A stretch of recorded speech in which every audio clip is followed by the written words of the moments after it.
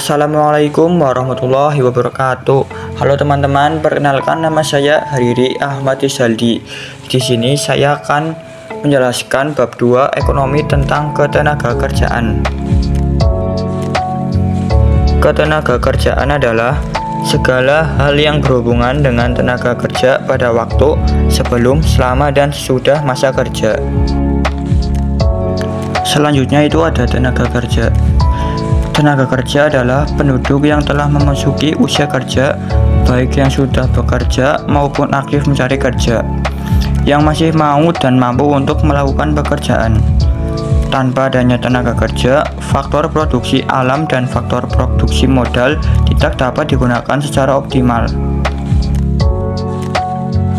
Secara umum, pembagian jenis tenaga kerja ada 3, yaitu 1. Tenaga kerja terdidik, 2. Tenaga kerja terlatih, 3. Tenaga kerja tidak terdidik dan tidak terlatih.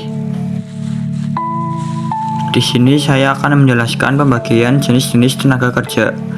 Yang pertama ada tenaga kerja terdidik, adalah tenaga kerja yang harus menyelesaikan pendidikan terlebih dahulu sebelum memasuki dunia kerja.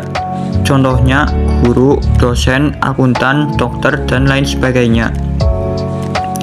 Yang kedua ada tenaga kerja terlatih, adalah tenaga kerja yang membutuhkan pelatihan dan pengalaman terlebih dahulu sebelum melakukan suatu pekerjaan. Contohnya sopir, masinis, dan juru masak. Yang ketiga ada tenaga kerja tidak terdidik dan tidak terlatih, adalah tenaga kerja yang tidak membutuhkan pelatihan dalam melakukan pekerjaannya. Contohnya kuli panggul, buruh tani, dan buruh pabrik.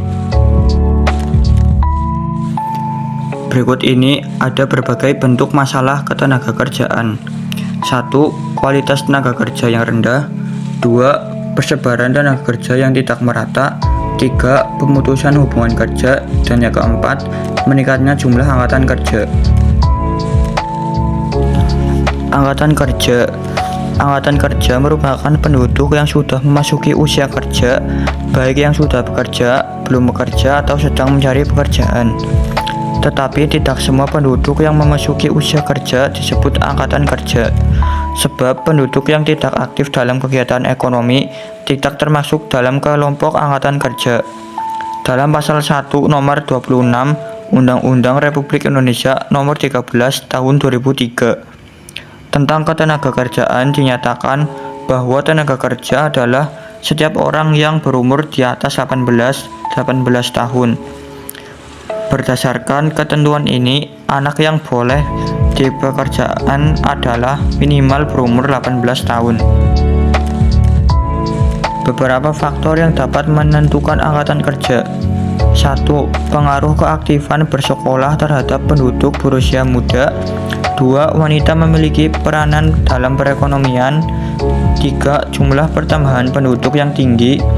4. Makin meningkatnya jaminan kesehatan. 5. Jumlah dan sebaran usia penduduk. Berikutnya yaitu ada sistem upah. Setiap manusia yang terlibat dalam proses produksi barang dan atau jasa akan mendapatkan upah. Upah merupakan imbalan yang diterima tenaga kerja atas jasa yang telah diberikan dalam proses produksi. Penentuan upah ditentukan oleh permintaan dan penawaran faktor produksi tenaga kerja. Dalam penentuan upah diperlukan peran dari pemerintah sebagai mediator antara pihak pengusaha dan pihak pekerja. Pengangguran. Pengangguran adalah kelompok angkatan kerja yang tidak bekerja atau yang belum mendapatkan pekerjaan karena adanya kelebihan permintaan pasar kerja. Masalah pengangguran berawal dari tingkat pertambahan penduduk.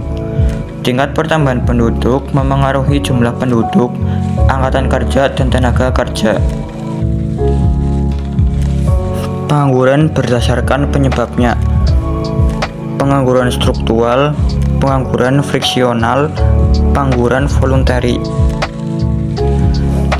Pengangguran struktural adalah pengangguran yang disebabkan karena perubahan dalam struktur perekonomian dan corak kegiatan ekonomi. Misalnya, terjadi pergeseran dari sektor pertanian menjadi sektor industri. Pengangguran friksional merupakan pengangguran yang bersifat sementara karena adanya pergeseran friksi antara permintaan dan penawaran tenaga kerja. Dalam keadaan ini, sulit mempertemukan antara pencari kerja dan lowongan pekerjaan yang tersedia. Pengangguran voluntary, yaitu pengangguran yang terjadi karena seorang yang masih mampu bekerja tetapi dengan sukarela ia tidak bekerja karena telah memiliki penghasilan dari harta kekayaan mereka. Misalnya, menyewakan rumah dan alat transportasi. Cara menangani pengangguran: 1. Mengadakan pendidikan dan pelatihan keterampilan.